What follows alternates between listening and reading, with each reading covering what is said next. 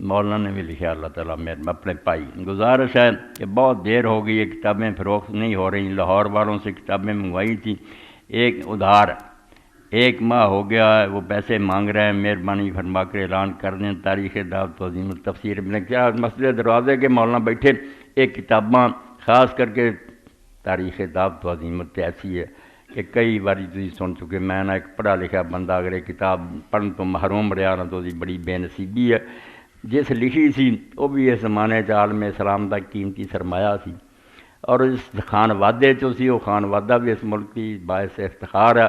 سید شہید احمد رحمۃ اللہ علیہ دی اولاد سی سید ابوالحسن ندوی علی میاں. انہوں نے تاریخ دعوت و عظیمت لکھی کہ رسول اللہ تو لے کے بعد امت نو جو بھی چیلنج درپیش آیا، کسے محاذ سے بھی لوگاں سمجھیں ہون نہیں کچھ بھی ساڈا رہنا، اللہ تعالیٰ نے خبرگیری کی ہے. جے شاعر چاہیے شاعر دیتا، کمانڈ چاہیے کمانڈ دیتا، فقیہ چاہیے. ایسی کتاب ہے جہد نال ایمان نو مضبوطی حاصل ہوندی ہے. بھی مایوسی والی گل کوئی نہیں.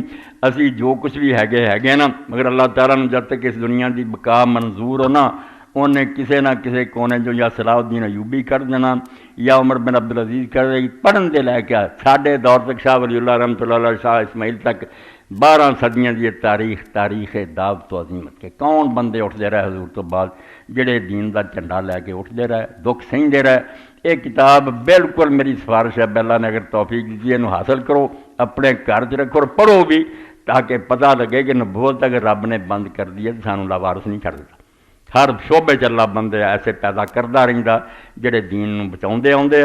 اللہ دی انہاں تے بے شمار رحمتاں، انہاں دی قبراں تے انوار دی بارش ہوے. انہاں دا ہی صدقہ میں تسی مارا چنگا اج اسلام دا نام لینے ہیں. کدی کوئی فقہ وال اٹھ کھڑوندا، کدی حدیث لو.